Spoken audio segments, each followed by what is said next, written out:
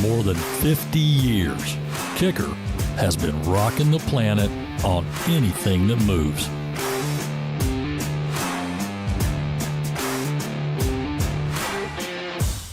KICKER, the legacy continues.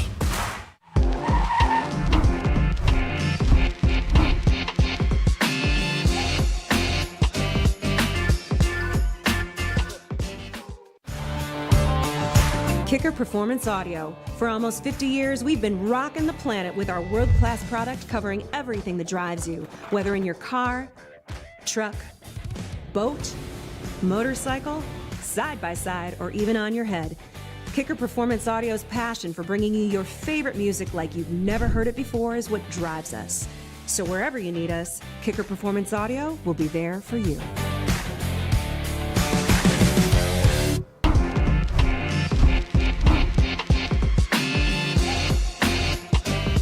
Hey everybody, I'm here with Brandon Lyelli. How do you say your last name? Brandon Lyelli. Lyelli. You got it. If you can't tell, I haven't had to say his last name very many times, but Brandon's one of my coworkers here at KICKER.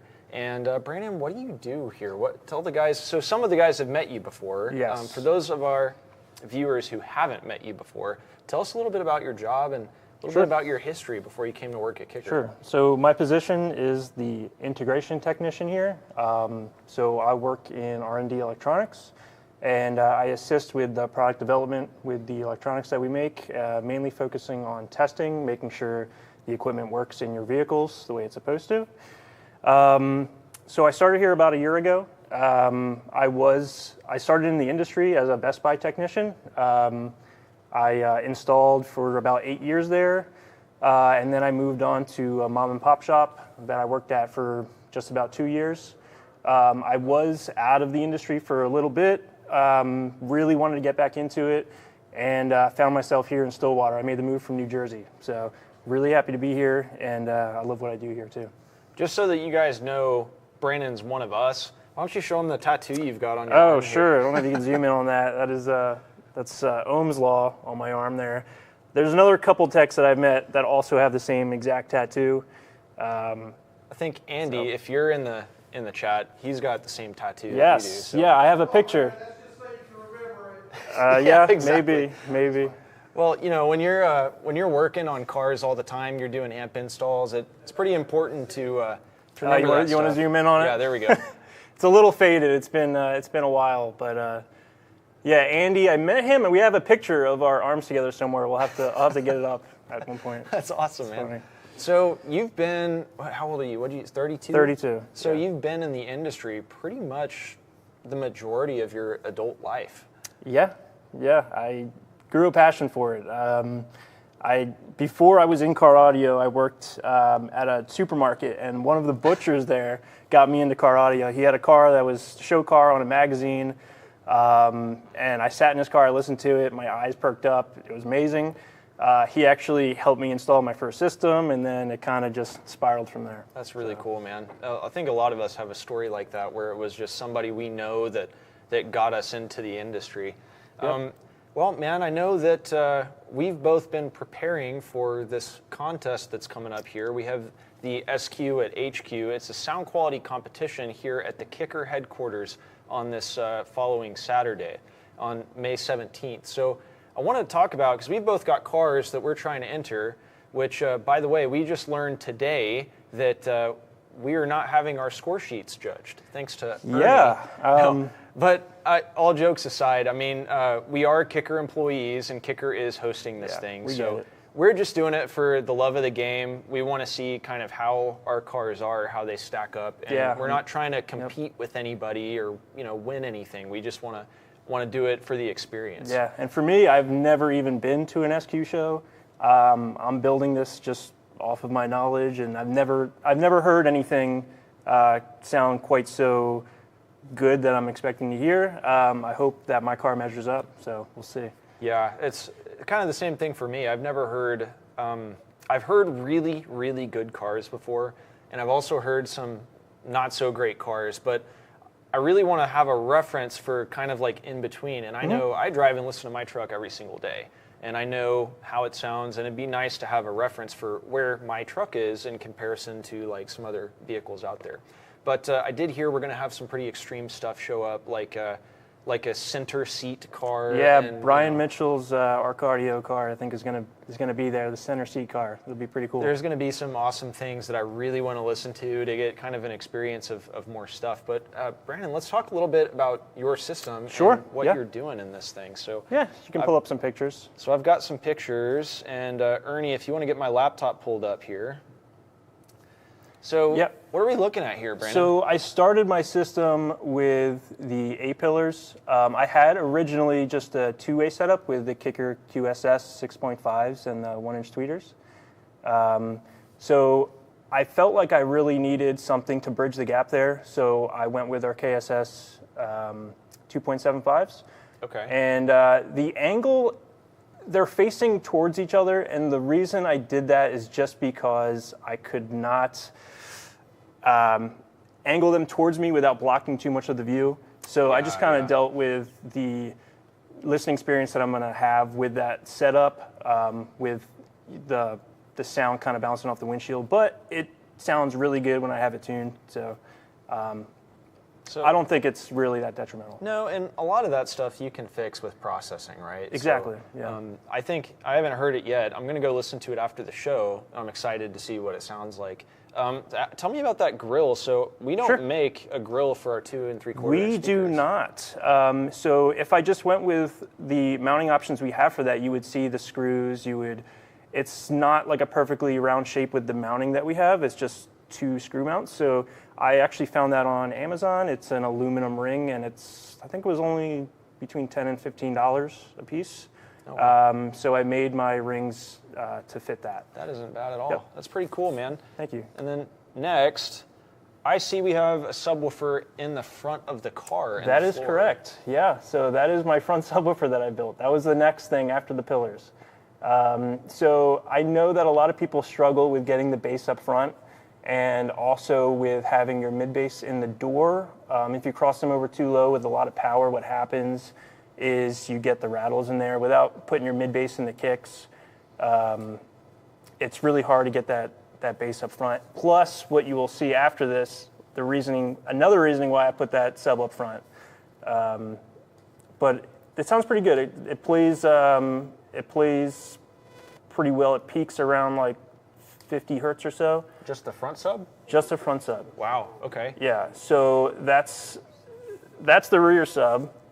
So this is in an infinite baffle, it looks Yep, like? so that is a trunk infinite baffle. So it's not true infinite baffle, right? True would be if the rear wave or the front wave, depending on the orientation of it, is playing into the atmosphere. So I have the trunk is basically a really large sealed enclosure. Okay. But because of that, I'm able to play really low frequencies. So with the trunk open, it'll actually peak at 13 hertz, which is pretty insane. It's not crazy. something you could hear, but you could feel, You can right? feel it. But with the trunk closed, it'll play smooth to the 20 where I need it to play for the tune, because I really wanted it to gradually keep going up till it hits 20 hertz. Wow. And that's another reason it's not going to play the higher sub frequencies, which is another reason why that front sub, I needed it in the front, so it can kind of bridge the gap there between the mid bass. Okay. So why did you decide to invert that subwoofer? So it's really amount of airspace. If I had it the opposite direction, I would lose some airspace in the trunk. Also, I kind of like the look of the inverted, to be honest with you, and the seats still fold down. So Perfect. Sweet, man. Yeah. And then this looks like, this is maybe a progress picture of Sure. your floor, your front subwoofer. Yep. Yeah, so that's it basically completed before I put the woofer in there. So you can see in there I made a little fiberglass milkshake, so it's not raw fiberglass in there. It does look like Yeah, so that's fiberglass resin mixed with body filler, and you stir it until it's a milkshake texture, and then you dump it in there, kind of seal if there's any kind of air bubbles or anything. It's also seal the sides to the wood baffle on top. That's super cool. And then you got a quick disconnect plug there. Is that so Sure. you can remove it? Yep, that's a XT60 connector I believe I used. So it's quick disconnect. Yep. Is this your bathtub, dude? Yeah, that's my bathtub. That's my bathtub. So, so this is me filling with water so I can actually measure the airspace. And that's smart. now, yeah, I can't even remember I think it ended up being about 0.55 cubic feet, I think is what it ends up being. So that with a Comp RT10 plays really nicely. Yep. There's also, I put polyfill in there too that you didn't see in the other picture. And that's, is that the beauty panel that you put on top and then sealed it? Yes, What is sir. that you used to seal around there? So that's fiberglass resin, Is that the body milkshake filler. stuff you made? So the milkshake stuff is inside. The outside is the body filler Okay. fiberglass resin, the Gotcha. Bondo stuff. Yeah. That's awesome, man. It looks really good. There's the front side of the subwoofer, which is Yep. playing out into the Yeah, I wish I trunk. could get the exact carpet match, but I'm happy with how it looks. So now let me show you guys what I've been working on. So I have a 2004 F-150, and I kind of had the same issue that Brandon was having in his car. I had some big nulls in my frequency response and big peaks in my frequency response that my guess was that they were either caused by some kind of reflection or by the driver themselves that I chose for the doors. So I came to the conclusion that I needed to have like a 2-inch up high with my tweeters. So I used basically the little driver from the Snowman pods and put those up there, and then QS 1-inch tweeters, and I have KS 6x8s in the door. And so to achieve that, I experimented with a couple different things. I tried building some glass pods to go on my pillars, but it ended up being really hard to fit and really ugly. So I nixed that, and then I went with on-dash pods, and that was surprisingly pretty easy to build. I just like taped the stuff up there and then super glued the 3 pieces together in nice. the triangle shape that I wanted, and then backfilled it with Bondo, and then used a heat gun to melt like some ABS plastic and mold it over the back and the top of the that dash. works. So Yeah. So sealed it up on the inside with silicone and then wrapped it in vinyl and filled it with polyfill. So they sound pretty good so far. It really helped with my image and helped to get rid of a lot of those cancellations and frequency response issues. That guy Kai said, what car is this in again? What kind of car do you have, Brandon? Oh, it's a 2019 Honda Civic Coupe. Cool. And I saw someone also ask where my subs crossed over. It is 90 hertz into my mid bass. It is not crossed at 50 hertz though for the high pass. I believe it's 30 because it drops off its face, and acoustically it's basically a 45 or 50, but the 30 blends well with my back sub. So. Awesome. So otherwise, the build of the cabin usually is a problem for cancellation, sometimes just nothing you can do about it. You're absolutely right. I think in my case, it was my center console that I was having a big null at like 400 or 500 around there. And I think that's due to my center console. And then I was also having a lot of reflections off the dash, or the glass, based on the angle the tweeters were playing. So, and then otherwise, I've got 2 L7T10s under the back seat, and then 3 LX amplifiers. I've got a 504 bridged to the door speakers. It's a lot of power. That's a lot of power. Yeah, which, just so you guys know, the 504, the birth certificate came at like 980 watts RMS, which is, Don't think that 504 means 500 watts, because it does not. It's way too much power, so I have it tuned way down, and then another 504 for the dash speakers, and then a 1650 for the sub. So, dash mid-ranges or A-pillar mid-ranges, yes. It's what we both decided on, actually, for both of our builds. So, we've got a couple things to talk about today. So I want to get into the nitty-gritty of the show. And today we're talking all about amplifier testing and how and why we do the things to the amps that we do to them. So, Brandon, let's check my notes here. So what does the test cycle look like? So when we are designing an amplifier and wanting to know kind of how it works, how well it works, and what the failure points are, can you give us a little bit of insight into the process? After an amplifier is built, whether it be a developmental sample or something that we had to change as a running change, whatever it may be, it goes right to a electrical engineer first, and they do initial checks. Basically, in initial checks, we're looking for muting, turn off, turn on delay, spiking, short protection, inrush current, thermal, stuff like that. Stuff that you would check on an oscilloscope. So there's passing and failing for that. With turn-off timing, if it's a few milliseconds past, it's a fail technically. So after an electrical engineer does their initial checks, we hand it over to our test engineer, and they will do AP testing. So your AP testing, you're looking at your power, 4 ohm, 2 ohm, 1 ohm, whatever the amp is rated for. You're looking at power bandwidth. You're looking at all the acoustic responses, crossovers, THD, sensitivity. You're grabbing efficiency numbers, everything that is done on an AP. Plus, APs are very, very, very specific, accurate devices. We have a few of them here. I think we have. How many do you guys have in R&D? So 'Cause I know we have one in warranty that Sure. they use for amp repairs and testing. I believe in our labs we have 5 or 6. Wow. Okay. I thought That's you just would have. that's just in R&D, and then acoustics and other people have one. But So in the building, we probably have some that we haven't used that are sitting on a shelf too. But yeah, we have a lot. Some of them are older. We have some new ones, some 525s, which are some of the really, really nice newer ones.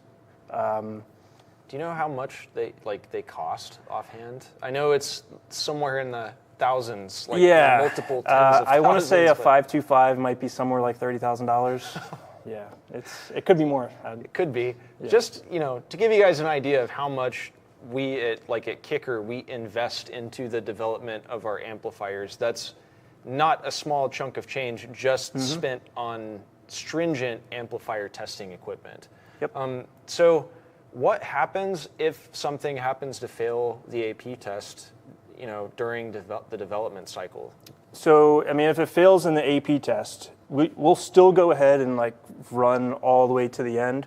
Usually, if it's something catastrophic, the amp fully fails, we can't even get to the further part of testing, then back to development. Gotcha. Yeah. So What went wrong? So these guys, and you guys know this too, all of our amplifiers are super reliable. We put it through multiple rounds of AP testing, and generally, if something isn't going to work, would you say it's early in the development process? Usually. So you'll hear about the process further on what I do, but when it gets to the end of the process, it's very, very rare we'll have a failure, but it does happen. Yeah. I think CXA amplifiers, I think I got this from maybe warranty or an email, but anyway, it's a 0.6% fail rate on the CX out of 500,000 units sold. So Yeah. super reliable amplifiers. Yeah, we call them our bread and butter. They are really, really good amplifiers. So when you guys do testing, it'll go through the North Lab and then the South Lab, right? Yeah, so the South Lab is where our test engineer does his work, which is why that's usually our AP testing room. But we do have electrical engineers in both rooms. But most of the time, initial checks is done in the North Lab. Gotcha. Cool. So it sounds like it'll go through the North Lab most of the time, then to the South Lab. And then we have a third lab, which is where Brandon works a lot of the time. If I'm looking for him, I can find him in there usually. But I want to show you guys a picture of that lab really quick. So Ernie, if you can get my laptop pulled up. And got some questions for Brandon about the lab that he spends a lot of his time in. So what exactly do you do in this lab, Brandon? Is it I have fun with speakers. That's what I do. Is it, so we call it, I guess, the music room. So, yeah, you can call it many names. Music bay, music room, lab, whatever you want to call it. So, okay, cool. So it's pulled up here. So I'm going to zoom in. I guess I'm just going to work my way. There's a lot to absorb here, but I'm going to work my way from the right on over to the left. So first thing, what is this big stack of stuff on the right side here? Yep. So in order to play these amplifiers or whatever it is I'm testing in there, may not be an amplifier, you got to have power. And this stack, there's 7 Astrons on this stack, and each one can handle 50 amps of current. So that's a 350 amp stack right there. Wow. And it's variable voltage, so we can drop it down really, really low to check for your start-stop compatible stuff, and bring the voltage up really, really high. So also testing low and high voltage in that. So So a lot of times you're just kind of wishy-washing back and forth on the voltage just to see if stuff will hit So yeah, in the parameters of protection mode? Yeah, so in our music testing, we were generally running 14.4 and 11.5. But throughout testing, I will drop it really, really low just to see where the amp shuts off and in both high and low voltage mode. What's the longest amount of time you've ran it at a really low voltage? Like, have you played it at 8 volts for an extended period, or like 6 volts, or, you know? So when we do like a woofer endurance testing or something like that with an amplifier, we'll run for, I've had them run for like 3 to 4 hours on that, but that's different than when we do life cycling, which is later on. Gotcha. Yeah. So Music next, testing is, I'm really just, it's not really of a long length of time. It's shorter bursts of a lot of amperage generally. I see. Yeah. Gotcha. Cool. So next up, I look up here, and I was looking at these pictures earlier, and I noticed that you have a bunch of different enclosures with different lines of speakers and configurations. And tell us a little bit about why things are set up that way. Yes, so we have to have different impedances there because some of our amplifiers run different impedances, right? So for full range, you would do 4 ohm bridge or 4 ohm stereo, 2 ohm stereo. We also have a 1.33 ohm there because we want to test things below rated impedance. We want to make sure that they're not going to fail, not going to break at really low impedances. So the bottom row there is 1.3, the middle is 2 ohms, top center is 1. The outer 6x9s are 4, and then the outdoor speakers there are 8, but they're wired in parallel to 4, so we can have a couple more 4 ohm loads. Okay, so you've got a couple different ways to achieve the loads, and it looks like on that bottom row you've even got 3 different sizes and types of speakers wired together. Yeah. So it sounds to me like you guys are just trying to do what the customer would do in the Exactly, install. and you know what the customer sometimes also does? They blow speakers, and we have to change them. If you go back to that picture, there's a sticky note on one of the 1 ohm drivers. Oh, yeah. I put that there, and it says blown on it because I got to replace it. That's awesome. Yeah. Let's move over here. So is it the same case for the subwoofers here? Like you have them wired to different impedances? Yes. So the top row is 4 ohms, and then 2 ohms and 1 ohm. So each one of those, well, they're different series of subwoofers, but I believe the bottom row will handle somewhere around 4,000 and 5,000 watts. The top row, the Qs also between 3 and 4, then the middle one might be around 3 to 3.5 thousand watts. Are those 15s? They are 15s, yeah, so those are big speakers. So the location of this room isn't perfect. There is some people working around this room that do not like it when I'm running those subwoofers, so I got to send an email and say, I'm sorry, you know, we plan on running from this time to this time, just so people aren't, you know, mad, because it'll shake the building. It's really, really loud. So a little bit of backstory on me. When I first started, hey, Colin's in the chat watching. Hey, Colin, what's going on? When I first started at KICKER, this was, man, probably, it was 9 or 10 years ago. I worked in receiving, which is right there next to the music lab. And before we had built all those new labs over there, the life cycle testing was like out here in the warehouse right next to the receiving bay. So I could hear one song played all the time, nonstop for days and days and days. Here we go. What song is that? I think it's Business by Eminem. Yeah, yep. So Business by Eminem, there's a story about that. So a long time ago, so that song came out in like 2002 or something like that. So around the time that song came out,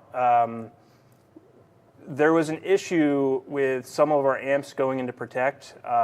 It was mainly caught on by one person that had this issue. He had a multiple sub setup, and when he was running it, it would go into Protect. And we tried to recreate it here, and we could not get our amps to go into Protect. And did more digging, tried different songs, whatever it was. One song in particular decided to get this amp to go into Protect, and it was because of back EMF, which is electromotive force. So basically, when the woofer is moving, there's a little bit of voltage that feeds back into the amplifier. Newer amps don't have this issue. The circuitry, the design is different, so it's sort of outdated to have a back EMF problem now. But it happened, and we could recreate it every single time using this one song, which was Business by Eminem. So it just sort of stuck, and we continue to use it today. So That's awesome. Yep. Yeah, I have that bass line like burned into my brain because I'd listen to it every single day. Every time I came to work, they were testing stuff. So yeah, whenever it comes on my phone, when I'm in the car, whatever, I hit skip because I do not want to listen to it anymore. It's probably like drives you insane when it comes on in the car. Like, yeah. road rage kicks in and you start running people off the road. I mean, I know all the lyrics, so. Cool. Hey, so we have one more lab that I want to show you guys, and this is going to be kind of something different that we're doing. We're going to go and I'm going to send Brandon on a little excursion over to the lab, and we're going to have Steven in there with a camera, and we're going to talk about some more of the apparati that we have set up and some of the procedures that we go through in there. And I think you guys are going to be pretty excited. I think it's a pretty cool lab, and there's a lot of cool, unique stuff in there to talk about. So so I'm going to hand you one of these headsets. Head over there so we can communicate, and then I'm going to sit right here and wait for you to head over there. All right, mic check 1, 2. Let me make sure I can hear you really quick. All right, are you there? Yes. Okay, I can hear you. You hear me? Yeah, cool.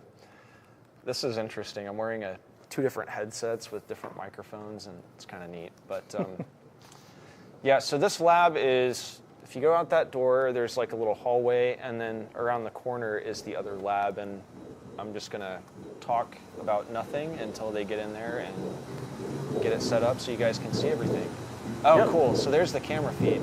Let me know if it's too loud in here, and I can shut this down for a minute.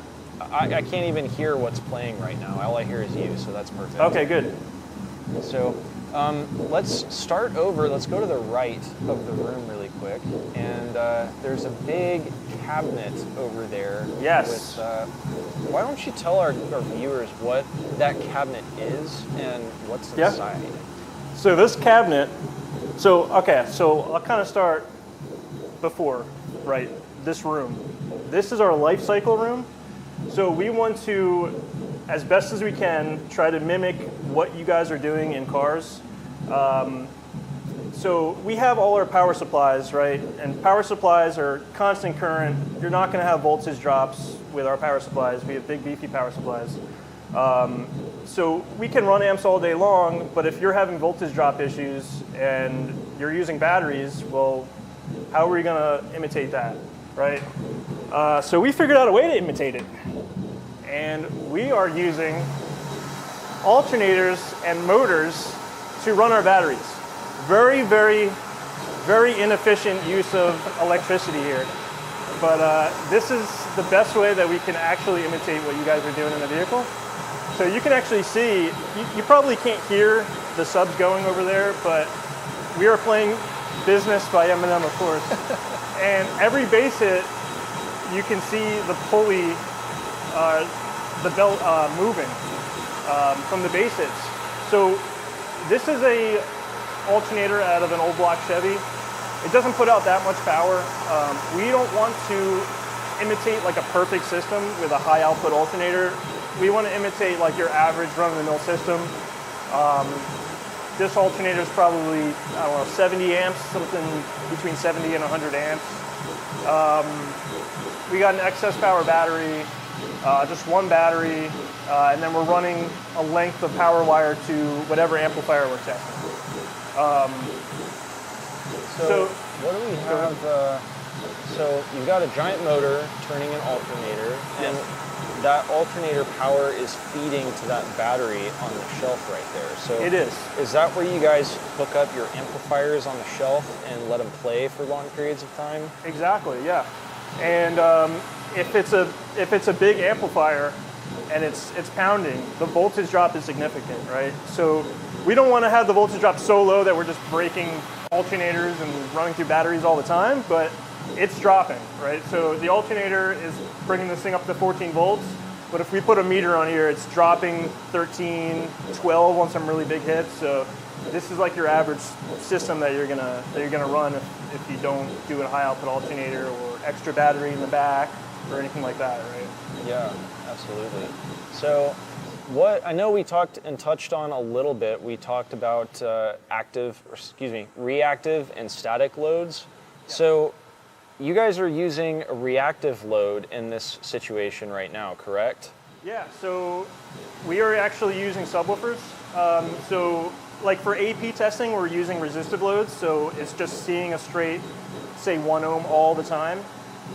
Because we're trying to imitate as best as we can, but also because we're in an environment where there's other people working. Like upstairs over there is customer service and tech support. If we were just running full woofers and speakers blaring, this wouldn't work, right? Oh, so that's why you guys have the cones removed from those subwoofers right there, so you're not making a whole lot of noise, right? Exactly. And not only that, but we can actually wire these out of phase so it cancels out some of the waves too. But because it's open air, the waves are canceling. But if we were running like a full setup, we can wire some of these out of phase and it actually significantly drops the volume as well. But I can you guys can hear me, and it's not loud at all in here. So this is the box we made with some Solo X's, some 12s, and these are actually custom made voice coils with taller formers, because what we found, this is like V2, right? V1 were just the cones removed, and we found that with a certain amount of power, the voice coil would rub because it wasn't secure enough. That's what you need the cone for. It actually stabilizes it. So we made a taller former, and we 3D printed some bigger spacers here and added another spider, so it keeps it nice and stable moving up and down so it doesn't rub, and it handles way more power. Awesome. Thanks for giving us a rundown. So I see something in the chat. Somebody says that KICKER speaker on the left looks destroyed. So if you pan the camera a little bit to the left on the L7Q class, I think is what he's talking about. Oh yeah, so these were before we were running the Solo X's here. So this was another way we tried to run these without making a lot of noise. So we cut the cones out, but what we found is, I mean, these things are slapping around, they do make noise, but they worked. So we have these wired where you can wire it in a 1 or 2 ohm configuration. There's 4 on this side and 4 on the other side. Brandon, can you, is there any way you guys can shine a flashlight on that cone? It might be kind of hard for the viewers to see. I could use my phone light. You guys can see it? They can see it? Ernie tells me they can see it great, so never mind. It just, on my TV here, it looks a little dark. Okay. Jason WW2000 says, what exactly does this setup test? The amplifiers as the voltage surges up and down? So Jason, what this is testing is we're simulating an amplifier operating for long periods of time in a car, basically. So we have pretty much a car's charging system that we're turning the alternator with a motor and a battery, and then we have subwoofers with no cones to simulate actual subwoofers. So this is pretty much as close as you can get to a real-life situation without actually being a real-life situation, if that makes sense. So we're just testing these for really long periods of time, making sure that they're gonna work for, Brandon, how long is this amplifier that we're testing gonna be on that setup? I am just going to shut this door because it's a little loud in here for myself to hear my own self think. But so 24 hours is the standard for if we're doing, if we're like making a running change on something, like changing a cap because we couldn't get a cap or whatever that may be. But for most of like the developmental stuff, we will run 48 hours. Wow, that's a really long time. Yep. So I know we do like 100 hours on our subwoofers, so yes, 24 and 48 on amplifiers is still, that's for something to be running and generating heat, and it's a very long time. There was something else in there I wanted to talk about too. It's that big metal cabinet with, those look like giant inductors in there. Can you tell us a little bit about that as well? So remember what I was saying about how if we were to just run subwoofers in here, it would be so loud everyone would hate us. We wouldn't be able to do this. We'd have to go have a different building somewhere. So these are speaker emulators that we made. So if you were to sweep one of these with a DATS, you would see that it imitates what a normal 4-ohm driver does. It has the full impedance curve, just like a 4-ohm driver. So we can use these to run 500 watts per speaker emulator. So if we were life cycling a full range amp or a multi-channel amp, we would run a bridge setup off of this, or 2 ohms or 4 ohms, whatever we need to do. That way it's fully silent in here.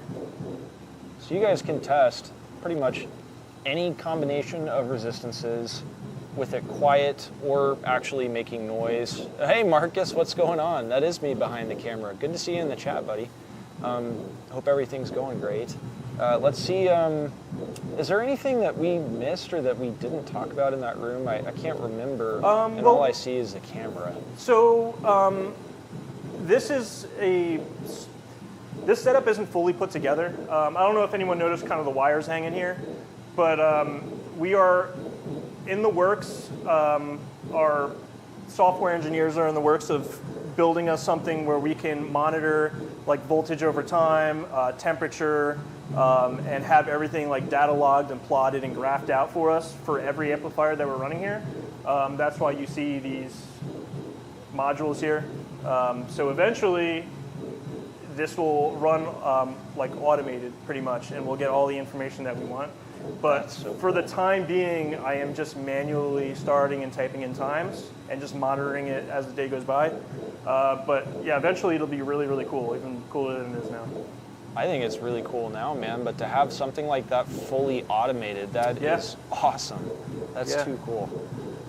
Let's see if we have any questions about the room that we're in right now in the chat, and let's see if we can, how many amps are being provided in that test?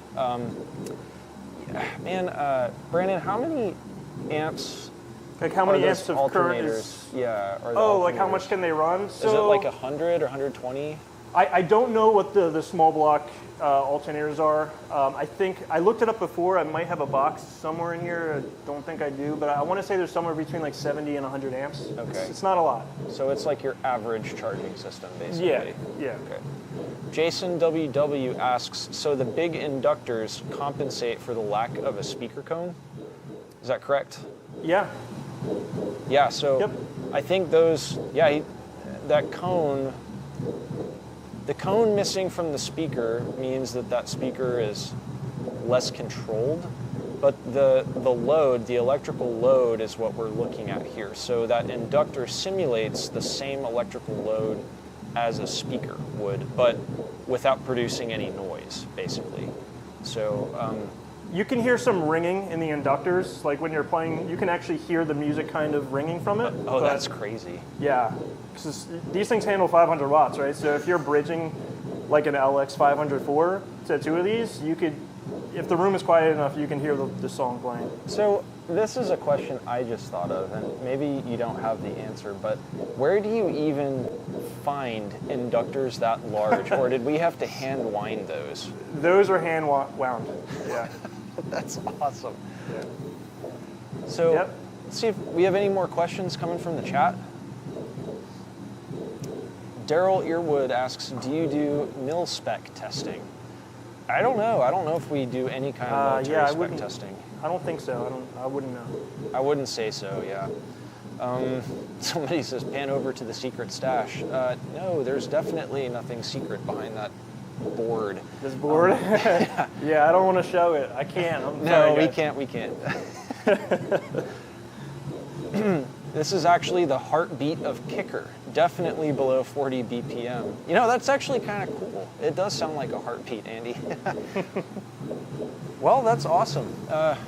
Marcus asks, are we running a source unit? That's a great question, Marcus. Yes. So right now the computer is the source unit.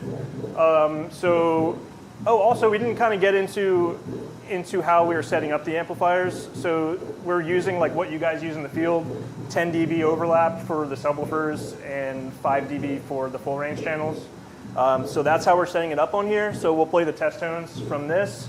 and we'll set it up with either if the amplifiers have distortion detection lights, or we have a DD1 here too to use for distortion detection. We're playing the files from here. It is running into a ZSUM 8.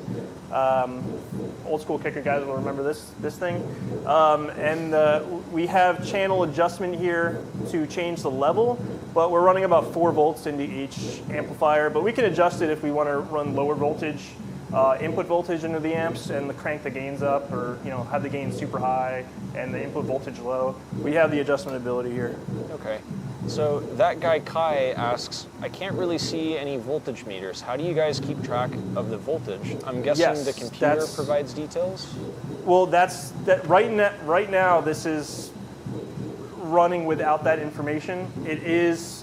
That's what all these chips are here for. We are going to grab all the voltage information, chart it out over time to show the voltage dips. Okay. Yep, and we're going to have temperature, all the graphical information, all plotted out for us, saved, all automatically.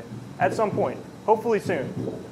It'll be soon. So yeah, just so you guys know, these labs have been like a work in progress for us. They're getting very close to done, but just like Brandon said, we still have even bigger plans for them than what you guys see right there. We're never happy with what we have. We always have to add something, right? We're kicker. We like to do things a little bit overkill, especially when it comes to amplifier testing, because we know that our customers are going to be just as hard on the amplifiers as we are. So. Well, thanks for giving us a rundown of that, Hey, Brandon. you're welcome. That's a super neat lab, and I'm sure the guys got a kick out of that. It's not every day you get to see behind the scenes of what a big company like Kicker does to test our amplifiers and things like that. So yeah, absolutely. We'll look inside for sure. all right, man. Well, I guess I'll have you come back in here, and we'll get rid of these headset things, and then continue on with. All right, I'll head over there. With the show. Cool. So you guys know the next stuff that we want to do is we want to talk about our fail picks and our cool picks and everything like that. So let me go ahead and get those pulled up. And the first thing that I want to show you guys are going to be the cool pictures that I have from Ernie. And I've got that ready on my laptop whenever Ernie's ready. And this looks like, I don't know, it looks like maybe the camper of a truck with a couple of old school L7 subwoofers in there with the silver cones. And then that looks like a neon music symbols, or like quarter notes, or I guess those would be eighth notes. But I want to see that lit up. That's really cool looking. I bet that cost a lot of money to have those tubes fabricated like that and lit up. That is pretty neat. Oh, by the way, I'm back. Welcome back, Brandon. Let's go to the next picture, and it is not wanting to work out for me. I got a bunch of exclamation points here. Oh, I see there. Server error. All right, let me try refreshing this thing. There we go. There we go. It's working now. That says Freaks of Nature. This is, okay, so it is, it's like a single cab pickup truck with a camper. It looks like the bed might be on hydraulics or something. Is that a transformer? Yeah, it looks like it. It's Optimus Prime in his, in his side job, I guess. And the hood flips up kind of interesting too. I really like the paint job. The Toddfather. Oh, the Toddfather. That must be the name of the vehicle. This is, what kind of vehicle is that? I can't tell by looking at it. I don't know, but I'll tell you what, that's an LX3K right there. It is, yeah. I like that a lot. Titan 8 battery. So those excess power Titan 8s are super, super cool, really powerful batteries. I was talking to the guys at XS, and basically that is a little lithium battery, but it's very stable, very safe, and you can even replace like your starting battery in your car with it and run it with your factory charging system. Oh, wow, according to what they were saying. So battery technology has come a really, really long way, even since I started in the industry.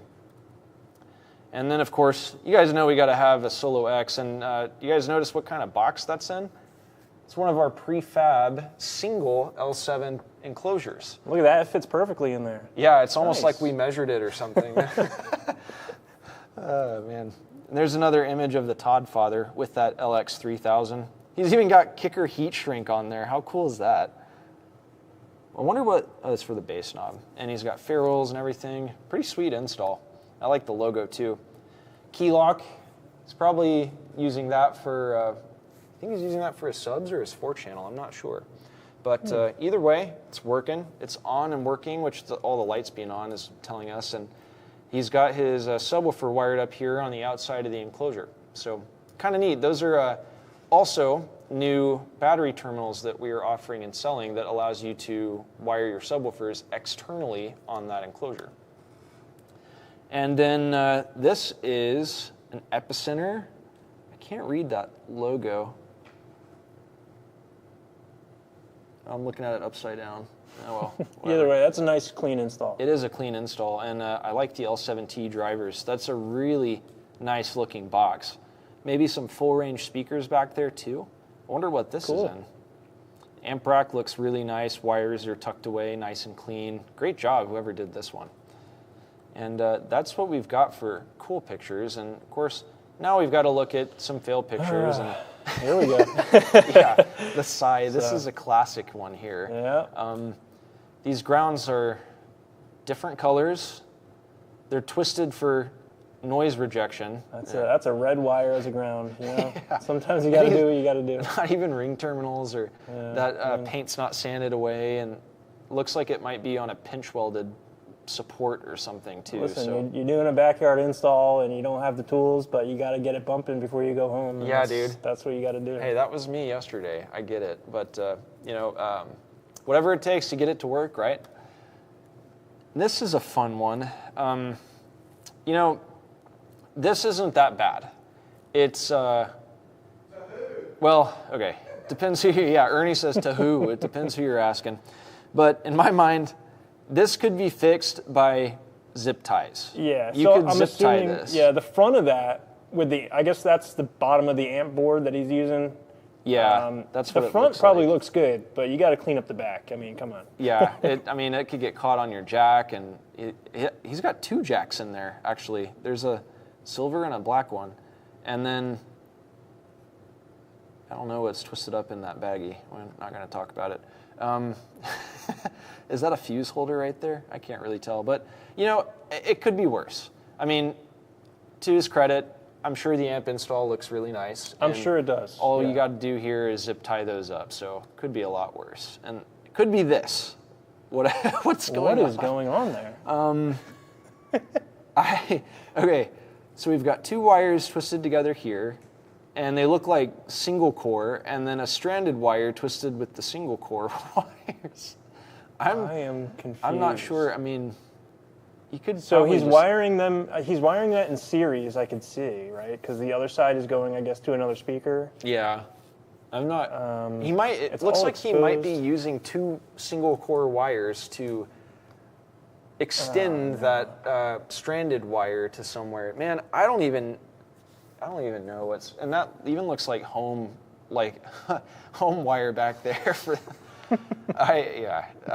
Don't do this. I mean, if you are trying to twist some wires together, you don't have any connectors, go ask your local audio shop for some butt connectors, and I'm sure that the installers would be willing to just give you like Listen. 3. Yeah, when I worked at the audio shop I was at, if someone came up to me and asked for some butt connectors, you got them. If I saw that, just take them. Please, I don't want to see that in my face. Go use these connectors, please. All right, so next up, we're going to talk about some events that we have going on coming up, and some that we just recently attended. So for me, I just got back from our dealer trip in Mexico, where we take our top dealers and put them on an all-expenses-paid vacation to Mexico, in Puerto Vallarta. And I did get sunburned, and I am peeling, so if you guys happen to see that, don't worry about it. It's just Mexico sun burning me. And then obviously this weekend we have the SQ at HQ competition coming up here at KICKER, and this is going to be a really big event with a lot of guys, extreme cars, and then you've got guys with everyday cars competing in like OE style installs like Brandon and I. Well, OE plus, I guess. Then you got guys that go to the extreme and put a seat in the middle of their car, tear everything else out of the interior. I'm very excited to listen to that, but it's not your real world stuff. So I'm more excited to hear how the single seat, like left side drive cars sound. Yeah. Colin said, what audio shop did he work at, Brandon? So just like Colin, I worked at Best Buy, which, no hate on Best Buy. A lot of techs there are great. Colin, great tech. And I also worked at a mom and pop shop in New Jersey called One Stop Car Audio. They went under, unfortunately. Not due to the lack of business. There's some drama there. I won't get into it. But respectable. Yep. And then let's see. I'm going to the Pacific Northwest Expo next week, and that's going to be up in Portland, and I'm going to see a bunch of my good friends that work up there and train them on LX amplifiers, loaded enclosures, and all sorts of stuff. And then we have Knowledge Fest coming up pretty soon, and I know I'll see a lot of you guys at K-Fest. But let's give away some prizes. I know that we ran the competition during the show. Well, I trust that we did. I'm giving Colin benefit of the doubt. I wasn't paying attention to the flyers on the bottom of the screen or anything, but anyway, so the third place prize is going to be the TW1s, and we're going to see who wins that third place prize. Let's see if it pops up on the screen here. All right, we got to hang tight for just a sec. Yeah, tonight's been one of those nights where, you know, you guys saw at the beginning of the show, we had an issue getting the stream up, and then now we've got a couple more gremlins. So we're going to get it sorted out for you guys. It is live, and we had a lot more stuff going on tonight that we don't normally deal with, like cameras in the lab, and we're also short on staff because Jeremy is sick this evening. So we are doing our best with what we have available. We're trying over here, guys. What's that, Ernie? No, yeah, I know. We're chilling. We'll get it knocked out. What's that, Steven? I didn't see any crazy drawings from you tonight, Steven, so I must have just, not tripped on my words any. Yeah. Steven's behind the scenes drawing funny stuff for us to try and not crack up. He does, like, most nights. And if you guys ever see me, like put my head down or cover my face, it's because I'm trying not to laugh, because usually Steven has something on the board that's making me laugh. I wanted to tell you guys, before the show started, Ernie was playing the system in here, which is crazy loud, and he demoed it for me, and right when the bass hit, a light bulb fell out of the ceiling. That's right. So I don't know if you guys can see it on the camera. Maybe that's it right there. Maybe one of the array speakers, and then over there above Brandon is another array speaker. And then in the wall back there, we have 4 L7 Solo X 18s, the old Solo X. So this room gets super, super loud. And just like Brandon said, as soon as we kicked it on, that light fell down right in front of Ernie's computer and hit the floor. And we both saw just like a little flash of light come down from the ceiling. We weren't sure what was going on, but I mean, it was a light bulb falling down. So. Yeah, it was fun. Just to tell you guys how loud it gets in here. So, all right, we're good on prizes. So, third place prize winner, let's see who it is.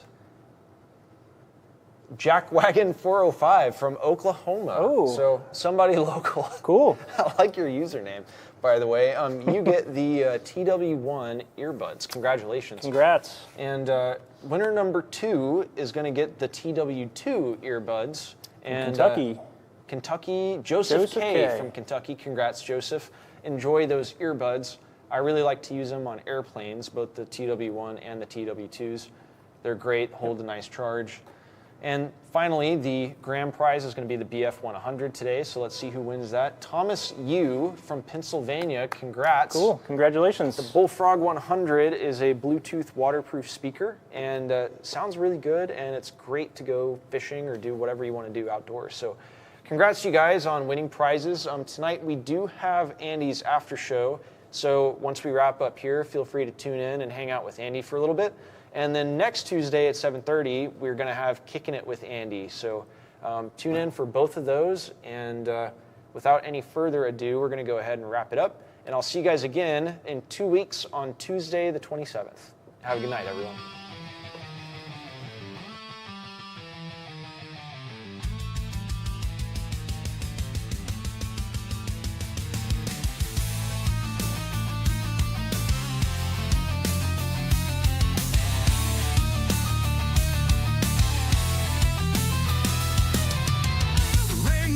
Shake the ground, kicker sound spinning round, metal hearts pounding the beat, feel the rush at your feet. Tear the night with electric scream, amped up dreams fuel the stream, thunder blast through endless skies, driving forward never dies. Kicker unmasked, live it loud, break the silence, join the crowd. Rock the planet, feel the fire. Shake the world, lift it higher. Whoa! Wires twist like veins of steel. Born to crush, born to feel. Lightning runs through every chord. Power surge, the final word.